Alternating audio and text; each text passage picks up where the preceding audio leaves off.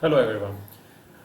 In the series of understanding some basic concepts of macroeconomics, now it's the time to deal with the intersectoral flows in an economy.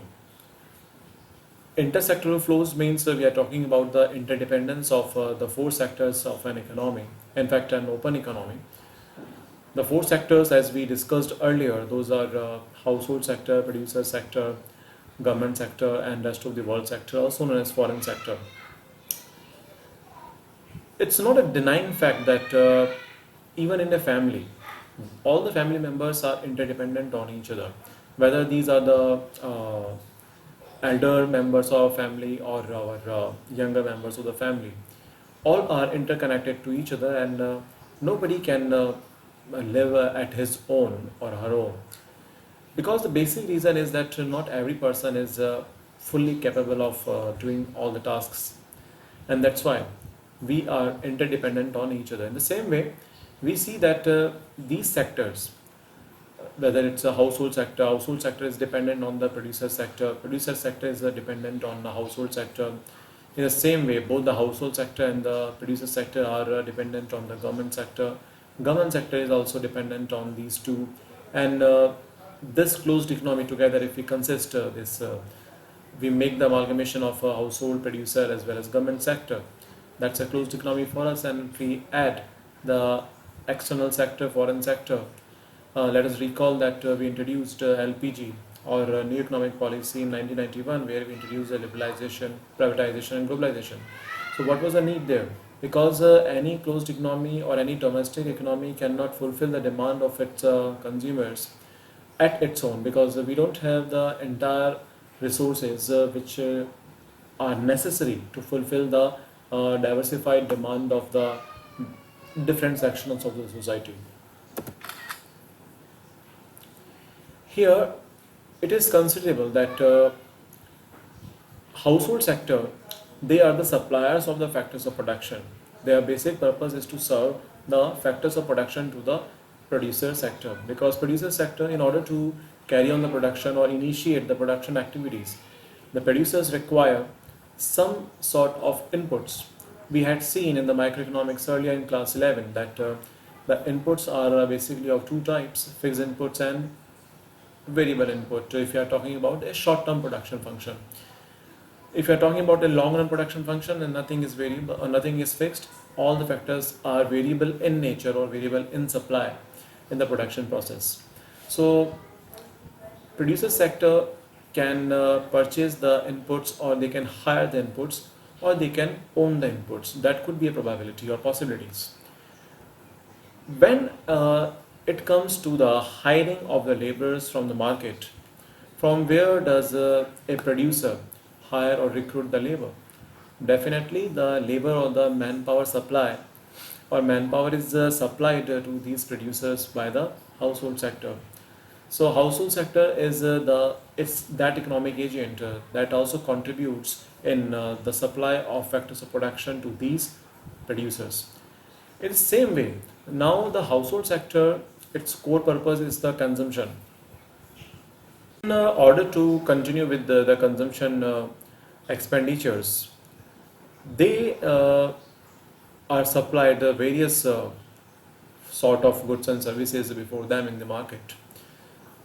So we all are the human beings, and since our human wants are unlimited, there must be someone who should or who must keep supplying these desired goods and services in the market, and that is nothing but the producer sector, which offers us the goods and services which help us to fulfill our demands on various goods and services. So this was about the basic dependence of household sector on the producer sector and the producer sector on household sector. So here now we see that when the household sector supplies the factors of production to the producer sector, then the producer sector is compelled to pay or to make the factor payments in turn. And that's why the producer sector pays factor payments, or it makes the factor payments to the factors of production supplied by a household sector. When we as a household when we are representing household sector and we are making the purchase of goods and services from the producer sector, at that time, or you can say that when the producer sector is supplying goods and services, so when we purchase these goods and services, we are in turn paying for the goods and services supplied by them. So that is the exchange, mutual exchange between the producer sector and the consumer sector or the household sector. So here we will talk about the two types of intersectoral flows. Number one is the real flow and second is money flow. As a commerce student, you must be familiar with these two terms now, real flow and money flow. Real flow means when we are talking about the flow of goods and services, whereas the money flow itself says when there is a kind of economic transaction or when the money flows in any form between these two sectors. I am saying here between these two sectors because in CBSE we have only a two-sector economic circular flow of income model. Earlier the CBSE had prescribed four-sector economic model as well. Four-sector model represents all the four sectors, but two-sector model is confined with the household sector and the producer sector only. So here, now one by one we will relate it with the earlier explanation. Real flow means flow of goods and services.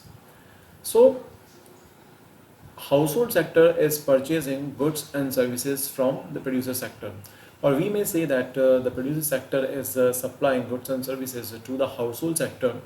So that's a flow of goods and services from the producer sector to household sector.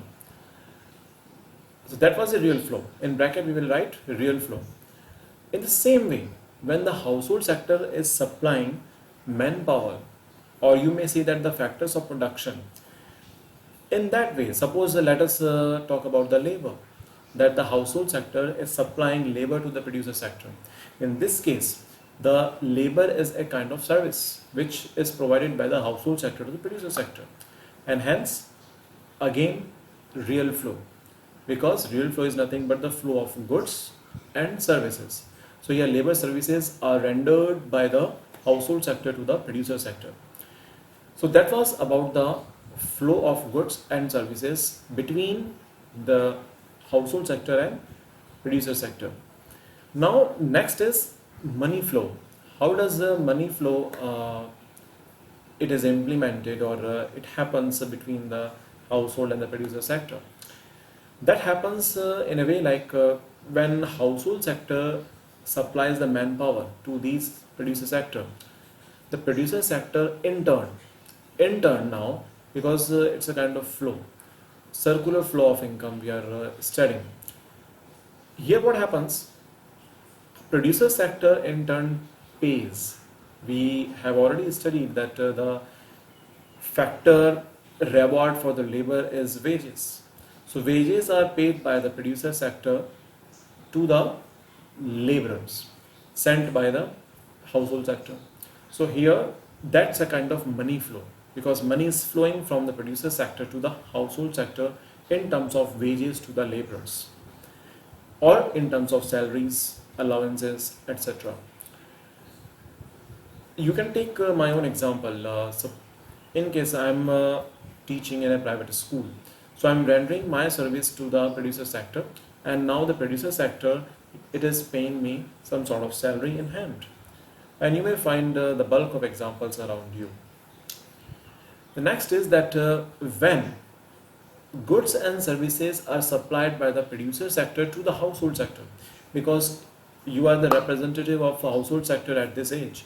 If you go to the market, you see the variety of goods and services available there, and you purchase whatever the requirement is. So those goods and services were supplied by the, or are supplied by the producer sector. That's a real flow. And in turn, when you purchase them, it's not going to be free. So you are going to pay for that. And that's money flow. So here, this is the concept of the real flow and money flow. And how do we see the exchange of goods and services and the money between these two sectors, household sector and the producer sector.